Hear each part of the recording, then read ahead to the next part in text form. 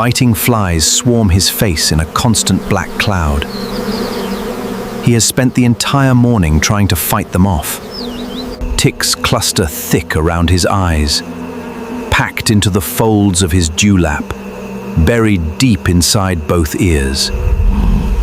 On the edge of a slow-moving river in East Africa, a lone buffalo bull stands motionless. Over 1,000 parasites infest this single, massive frame, rubbing his horns against a fallen log, rolling in a dry mud wallow, stamping his hooves against the dirt. None of it works.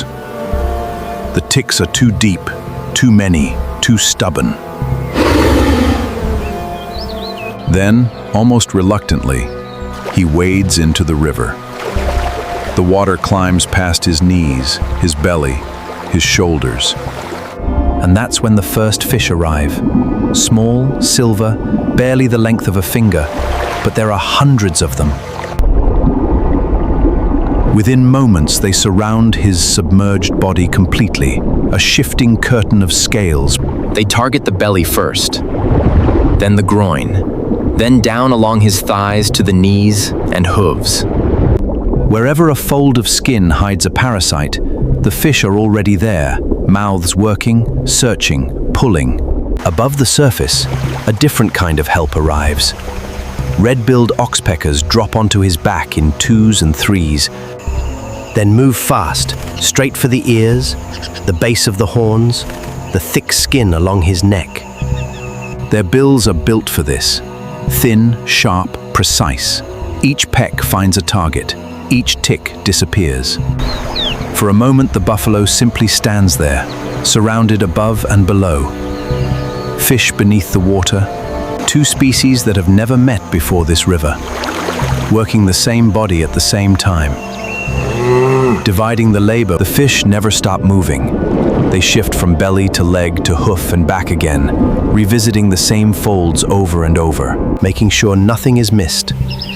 On his back, the oxpeckers dig into the base of his tail, then hop toward his shoulder blades, then back to his ears again. It is relentless, methodical, and it is working. Minutes pass. The head shaking slows. The stamping stops. His eyes begin to close, just slightly, the tension leaving his massive frame. One muscle at a time. The buffalo that walked into this river, irritated and restless, now stands almost completely still, breathing slow. Barely reacting to the flies that still circle his face. They no longer matter, not compared. For the fish, this is simply a meal, an easy one that comes without a hunt.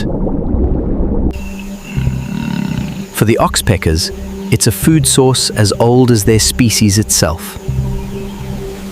And for the buffalo, it's something closer to relief. A burden carried for days, removed in the space of one afternoon.